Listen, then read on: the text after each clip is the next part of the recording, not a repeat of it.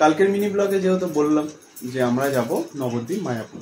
তো এখন ঘড়িতে বাজে 5:07, দেখতে পাচ্ছ। তো ঘড়িতে বাজে 5:07। তো আমি এখন বেরিয়ে পড়েছি নবদ্বীপ মায়াপুর। তো এখান থেকে আমাদের এখান থেকে বাস ছাড়ছে। তো আমার সঙ্গে আছে মমতা, দেখতে পাচ্ছ। মমতা রেডি হচ্ছে এখনও।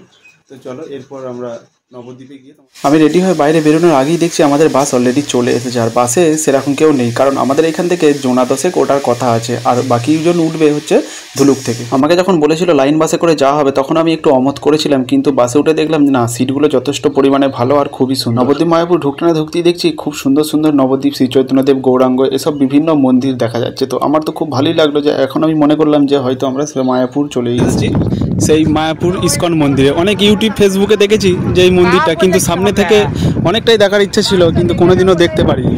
তো এখন আমরা চলে এসেছি। তো হঠাৎ করেই প্রোগ্রামটা হয়ে গেছে, আমরা এখন এসেছি, দেখতে পাচ্ছ সঙ্গে আছে অনেক সবাই। তো চলো তোমাদের গোটাটা ঘুরিয়ে দেখাই। আগে আমরা যাব গঙ্গা স্নান করবো, এখানে টোকেন নেবো, তো এখানে খাওয়া দাওয়া করবো, তারপর তোমাদের ঘরে সব দেখাবো।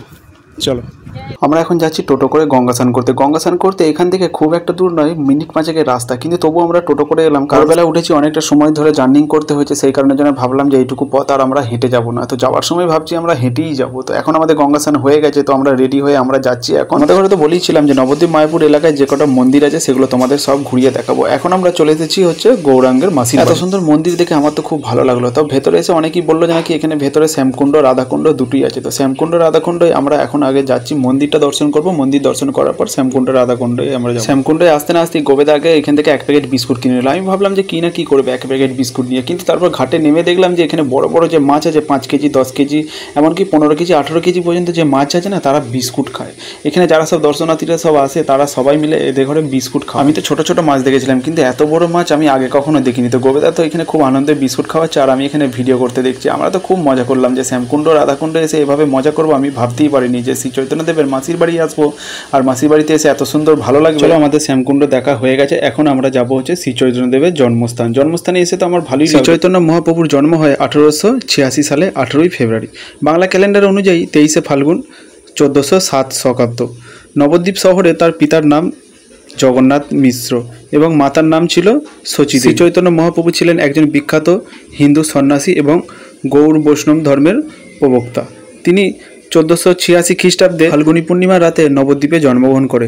জন্মের সময় তার নামকরণ করা হয়েছিল বিশ্বম্বর মিশ্র। তিনি ছিলেন বিখ্যাত পণ্ডিত এবং তার প্রভাবে বাংলার ভক্তি আন্দোলনের সূচনা। আমরা শ্রী চৈতন্য মহাপ্রভুর জন্মস্থান দেখালাম। তো শ্রী চৈতন্য মহাপ্রভুর জন্মস্থান দেখিয়ে এইটা কোন মন্দিরে ঢুকেছিলাম আমি ঠিক খেয়াল করতে পারছি না। তো আমরা এখন সোজা চলে এসেছি আবার সেই ইস্কন মন্দিরে। তো ইস্কন মন্দিরে এলাম। তো ইস্কন মন্দিরের চারপাশটা আমার তো ঘুরতে খুব ভালো লাগলো। আর এই ইস্কন মন্দির, আর এই মায়াপুর ইস্কন মন্দির, যা শ্রী মায়াপুর চন্দ্র মন্দির নামে পরিচিত, পশ্চিমবঙ্গের নদিয়া জেলায় মায়াপুরে অবস্থিত এই বিখ্যাত মন্দির। এই মন্দিরটি প্রতিষ্ঠা করেন শ্রী অভয়চরণাবিন্দ ভক্তি বেদান্ত স্বামী প্রভুপাদ 1972 সালে এই মন্দির প্রতিষ্ঠা করে। চলো বন্ধুরা, আজকে মায়াপুরের ভিডিও এইটুকুই রইলো। ভালো লাগলে অবশ্যই চ্যানেলটা সাবস্ক্রাইব করে দিও। আর এই মায়াপুর নবদ্বীপের ভিডিও কেমন লাগলো অবশ্যই তোমরা কমেন্ট করে জানবে। আর কারা কারা এই নবদ্বীপ মায়াপুরে এসেছো অবশ্যই আমাকে কমেন্ট করবে।